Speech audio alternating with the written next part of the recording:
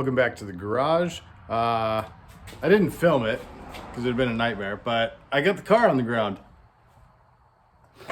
Anyway, so the car's on the ground and I got the handle and whatnot in the passenger door. But what I want to do is I have the driver's side door loaded, glass, all the internals, all the regulators, blah, blah, blah, blah, all that stuff. But it's in a rusty door, not the one I'm going to be using on the car itself. So what we're gonna do today is rob from Peter and pay Paul and pull the stuff out of the original door and then put it in the door I'm gonna be using. So one cool tidbit is, so the door I have here is the original off of the car that, well, the frame, basically, current car frame, the VIN matches and everything. Look at that. And what's cool is I have the original door tag, so I can see what the car actually came with originally. So body 63A is Fastback. The R color is ivy green metallic, which is similar to what I plan on painting it. Trim is date coded as 26, which is a black standard interior. Manufactured October 15th, which is a 15K. It was made for the District Code of Washington, so this car has been all over the shop. The trans right there, our axle is 6, which is a 2.8, which is what I have in it. And number 1 was a, what was that? 3-speed manual. Look at that. So that does that make sense? Maybe. I don't know. But apparently came with a manual. So, or maybe I have it backwards. No, doesn't matter. Anyway, that's I think that's kind of cool. So I'm going to drill that out of here. I'm going to stick it in the new door panel, or new door frame. Yeah, the door. You know what I'm talking about.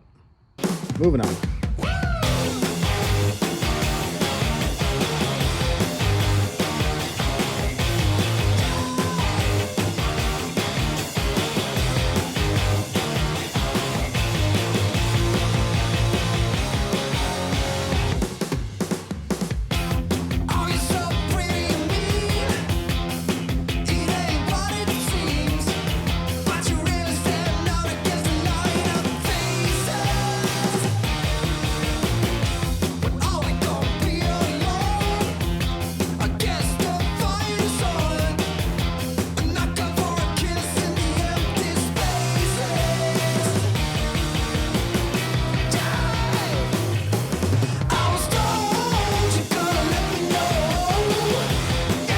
All right, so we got all of this mess out of the door.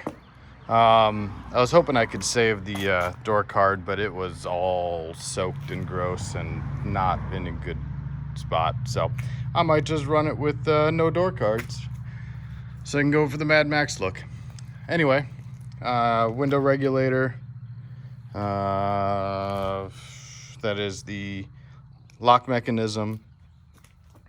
Hardware, handles, whatnot. This is the quarter glass. I cleaned it up off camera. The chrome actually shined up pretty nice. There's a little bit of pitting, but 57 years old, whatever it is. But glass is in good shape. The rubber seals are shot, but to be expected. And then same for the driver's glass up here. So I still need all of the other glass. Hoping to do original on the passenger window again, so it matches. Front and back, I'd like modern safety glass up front. That way it doesn't impale me if it shatters. And then the back kind of is what it is. So anyway, let's get all of this stuff put over into that door right there.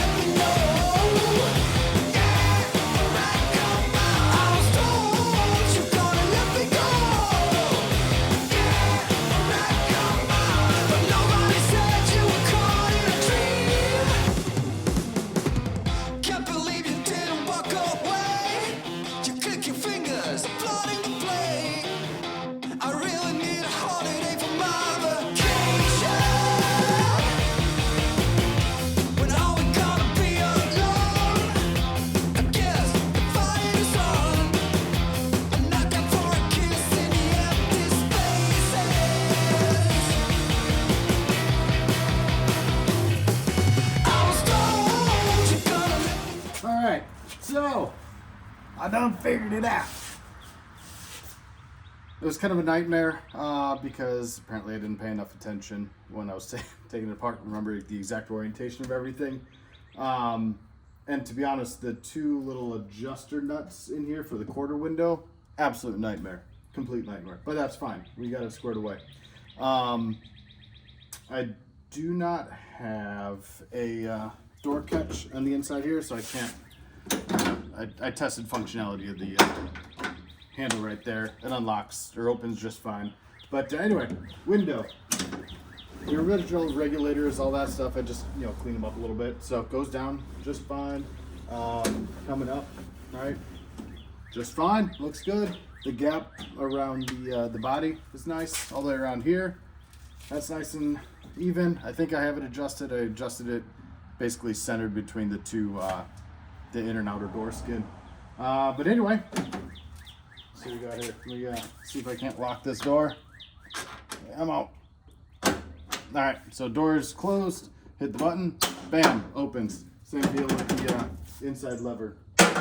But anyway, that's it. We'll do the wrap up over here. So thanks for coming along. This is another episode of Joe Needs to Pay More Attention when he disassembles stuff.